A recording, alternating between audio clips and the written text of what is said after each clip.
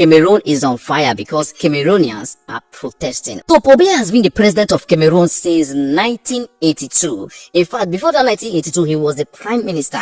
And before he was the prime minister, he was in the cabinet, making him one of the longest serving presidents in the world and one of the oldest presidents in the world. Anyway, he just won re-election in Cameroon. Now, it took them almost 16 days to announce the result after the election. Anyway, as many Cameroon has said, he manipulated the result, which is causing a lot of chaos in Cameroon right now. In fact, they are protesting because Paul Biya do not want to give up power. Remember, Paul Biya always come to Cameroon when it's close to election time to win election. Now, after the election, he might be going back to France where he lived. Remember, before the election, his daughter also warned Cameroonians that they should not vote his father, that his father is not doing anything for the country because Cameroon is so laid back. Now, for some of you that don't know, Paul Biya surrounded himself with people within his age range. Like, there's no young person in his cabinet. For example, Paul Biya is 92 years old and the president of the Constitution Council is 91 years old, which is Clement Atangana. And the chief of staff of Cameroon is 91 years old. And the president of the Senate is 84 years old. And the minister of justice of Cameroon is 83 years old. And the speaker of the National Assembly is 85 years old. So the youngest in Paul Biya's cabinet is 85 years old. And most of them are bedridden. So they cannot actually help themselves to do most activities and all that. But that is the reality of Cameroon. So right now, Cameroonians are currently protesting, demanding that Paul Biya should give up the power. Anyway, somebody that have not given up the power for 42 years, do you think he will give up the power right now? I don't know, but we wish Cameroonians well in their adventure for the next 7 years because the presidential tenure in Cameroon is 7 years. So let's see, by the time Paul Biya will finish his 7 years, he will be 99 years old. Let's see if he will contest again when he's 99. Maybe he might even contest from the morgue. Our dear Cameroonian brothers and sisters, our thoughts and prayers are with you in these difficult times. In fact, we stand with all of you. Because it is like to come from Africa should be added to list of global offenses. Once you come from this place, you don't commit one offense. Tomorrow we go talk, say colonial master this, colonial master that. Apart from the one where colonial masters do, una sure say black man on his own no get problem. And you people sure say African man on his own, he no get the one where they in body before the one of colonial master join them again. Because it is like the African Union Organization make they change the name to African Union of Ancestors, African Relics, African Oracles or African Deities.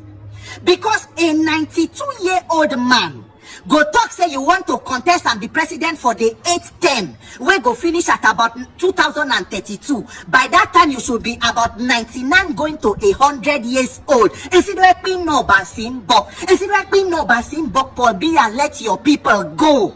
Jesus! In a country with so much potential, it does not matter the number of people who die, you must be in power. A country with young and intelligent people, the head of the president oracle, head of judiciary ancestors, head of electoral something will be a deity. The entire country governed by relics.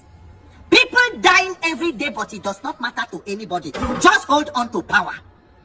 The same Cameroon where they see so, since they got independence in 1960, only 2 people have been president. Amadou Ahijo from 1960 to 1982, and then Paul Biya from 1982 till today and counting. And the same Paul Biya was prime minister from 1975 till 1982. You alone be in power for almost 50 years and counting. Ori buruku lenshe. Ori buruku lenshe. If in a country now only one person defeats do the job, then that country is cursed. There is a problem with such a nation. But unfortunately, it is the same story if you enter many of the African countries. In fact, the list of the longest serving heads of states who are not kings or monarchs, all of them, the first 3, they come from Africa. Cross from Cameroon, enter Equatorial Guinea, Teodoro Obiang Basogo. That one has been there from 1982, even before Paul Biya entered office as president. His own son, Teodoro Obiang Mangwe, is the vice president. Cross from there, enter Uganda, Yoweri Museveni from 1986 till date and counting. The person where they contest to be prime minister, if you see him, will shed tears of affliction.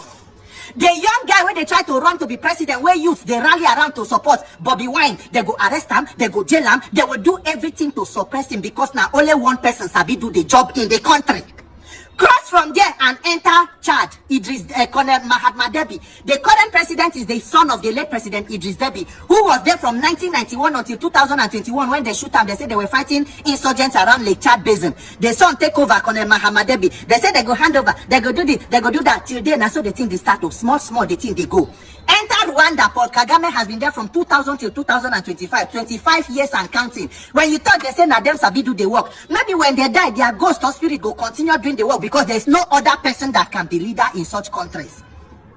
Cross from there, enter Ivory Coast, Alassane Ouattara. 80-something, about 83 years old, since 2010, still recontesting for election again. Una want so that even whether una get stroke or una day on life support machine, just shall be head of state.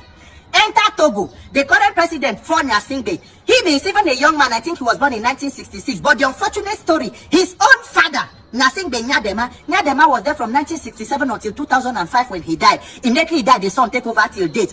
Alone, that family have led the country for more than 50 years and counting. African man, Ori Buruku. Cross from there and enter Gabon. Now 2 years ago, they had to do coup to come out the Ali Bongo Dimba because he had been there since 2009. The father, his own father, Omar Bongo Dimba, was there from 1967 until 2009 when he died. From there, the son take over. Even when people don't like military and all of that, they get no choice than to support the military to take away the relics out of the place. Nigeria, our own, unfortunate. Not forget Zimbabwe, Robert Mugabe, who was there from 1987 till he died 2017. The person where they did now, Mnangagwa, they don't clear so that now only him go contest because him don't help stabilize the economy. Now only him go fit to do the job. It is always only you people. Nigeria difference. We say we they do elections, say they go come out, but we change calamity from one calamity to predicament to a greater calamity. So we go come out from flooding to tornado to hurricane to earthquake. Now we there for the one we do so. Ori buruku leshe. That is the difference with Africa and the Western world. Your electoral process, because the first institution where they go destroy electoral process, judiciary, and law enforcement. That is their only means to hold on to power forever. May a generation of Africans wake up and liberate this continent. A continent with so much potential. Today, Africa exists just to provide raw materials for the Western world.